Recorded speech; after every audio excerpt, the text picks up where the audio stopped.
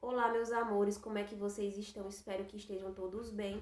E agora nós vamos dar sequência às nossas atividades, né, com a aula de História. Então, eu peço que vocês peguem o livro aí de vocês na página 418 e 419 para nós darmos continuidade à explicação da nossa unidade 1, falando sobre a proclamação da República, né, e o que aconteceu aí nesse período da história.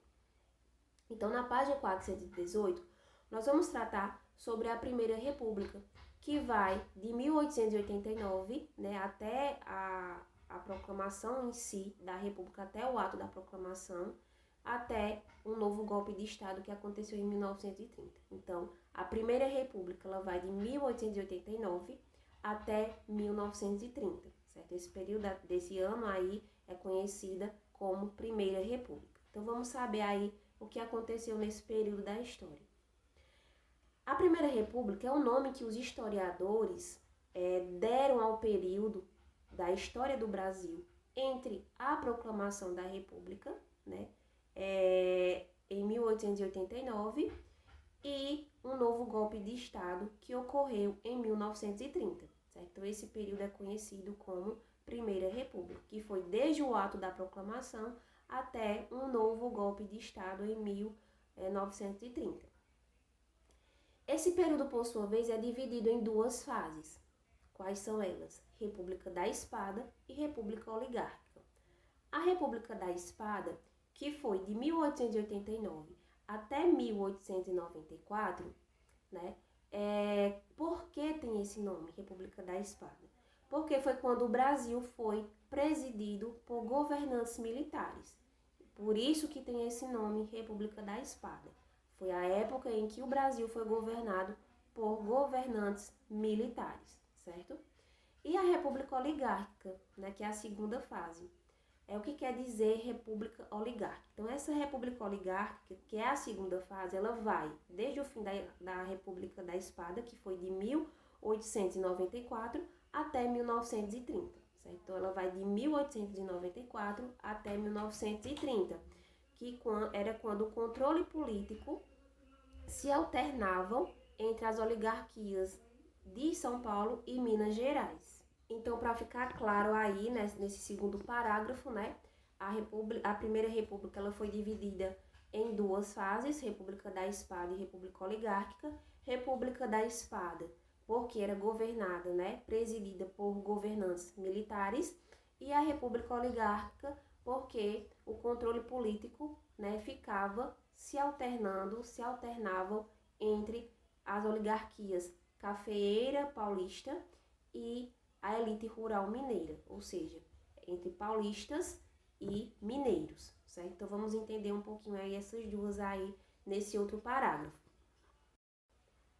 Então nós sabemos aí que no dia 15 de novembro de 1889, Marechal Deodoro da Fonseca marchou rumo ao Palácio, né, Imperial com um grupo de militares, né, chegando ao Palácio do governo, prendeu os funcionários, né, do governo imperial e foi declarado o fim do regime monárquico, né, que no caso foi um golpe, né, de Estado aí, que é o que ocorreu nesse dia. Eles anteciparam, né, esse golpe, essa tomada do poder. Né? Então, chegando lá, prenderam os governantes, né, os funcionários do Palácio Imperial, né, e aí foi declarado o fim do regime monárquico e dando início à República. Né, isso?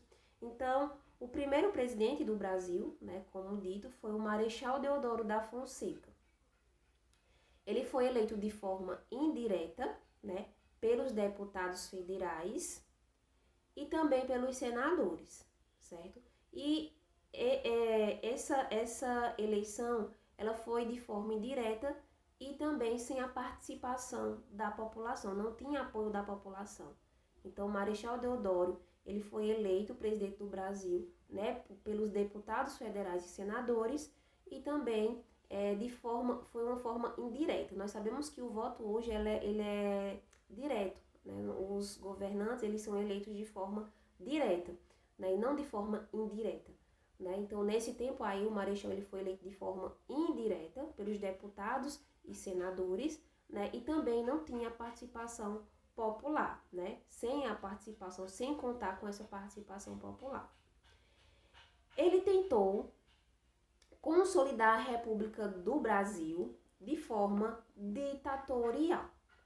O que é ditatorial? Né? É um tipo de governo antidemocrático, certo? Então, quando eu falo ditatorial, é um tipo de governo antidemocrático, né? Autoritário, vai ditar as regras. Então, ditatorial já está dizendo, é ditador, né? Então, é um regime considerado autoritário, antidemocrático, certo? Não tem a participação popular. Eles é que ditam as regras. Então, ele queria consolidar a República do Brasil de forma ditatorial. Esse posicionamento não foi aceito por grande parte da população, porque sim, a população queria em si ter participação na política. Então, com essa forma de governar, né, então não agradou a população, né, não foi aceita por grande parte da população. Então, diante dessa grande insatisfação popular, ele renunciou em 1891, né? Então, o que é que aconteceu? Assumiu o vice-presidente dele, né? Quando ele renunciou em 1891, assumiu o vice-presidente, que era o Marechal Floriano Peixoto, na época, que governou também de forma autoritária, mas conseguiu restabelecer a ordem política do Brasil, né? Ele também governou de forma autoritária, mas ele conseguiu restabelecer a ordem política que o Marechal Deodoro da Fonseca, né, o antigo presidente, teria deixado, certo? Aí eu tô mostrando duas fotos aí do presidente, né, e também tem no livro de vocês, né, o Marechal Deodoro da Fonseca e ao lado o Marechal Floriano Peixoto, certo? Então, depois dessas fotos aí que vocês viram, né, até aí nós falamos sobre a República da Espada. Então, nós vamos ver aí agora a República Oligárquica. Quando começou a República Oligárquica? Quando o controle político estava nas mãos da elite rural mineira e da elite paulista, né? Então, vamos saber aí. O primeiro presidente civil foi Prudente de Moraes. Estou mostrando aí a foto também. Ele foi eleito em 1894. Seu governo deu início ao período oligárquico. Então, foi nesse período, né, quando Prudente de Moraes foi eleito, que começou o período oligárquico. Esse período, né, como eu expliquei, em que as elites de São Paulo e Minas Gerais se alternavam na presidência da República, certo? Então, se eu perguntar numa prova, né, o que quer dizer essa república oligárquica, vocês vão dizer que foi um período em que as elites de São Paulo e Minas Gerais se alternavam no poder, certo? Então, a república oligárquica começou, né, com o primeiro presidente civil eleito em 1894, certo? Vou falar sobre a Constituição aí na página 419, a Constituição de 1891. Certo? O que é que dizia a Constituição de 1891? Sabemos que a Constituição é um conjunto de leis que regem um país, certo? Então, vamos saber o que é que dizia a Constituição aí de 1891 na Primeira República. A primeira ação de Marechal Deodoro ao assumir o governo foi suspender a Constituição de 1824, né? Então, foi a primeira ação quando ele assumiu, suspender a Constituição de 1824 e propor a criação de uma nova Constituição, uma Constituição republicana. A Constituição de 1891 trouxe uma série de mudanças. Então, veja aí algumas no quadro, aí no livro de vocês, né? Algumas mudanças que essa Constituição, essa nova Constituição proposta por Deodoro da Fonseca em 1891, trouxe. Então, essas foram as primeiras características da Constituição em 1891. Eu vou colocar aí no vídeo para vocês darem uma olhada. O sistema tinha que ser presidencialista, né? Ou seja, o presidente eleito pelo voto. O direito a voto era restrito a homens maiores de 21 anos. Mulheres e analfabetos não podiam votar, ou seja, quem tinha o direito de votar eram os homens com mais de 21 anos, certo? Então, o direito a voto era restrito a homens maiores de 21 anos, certo?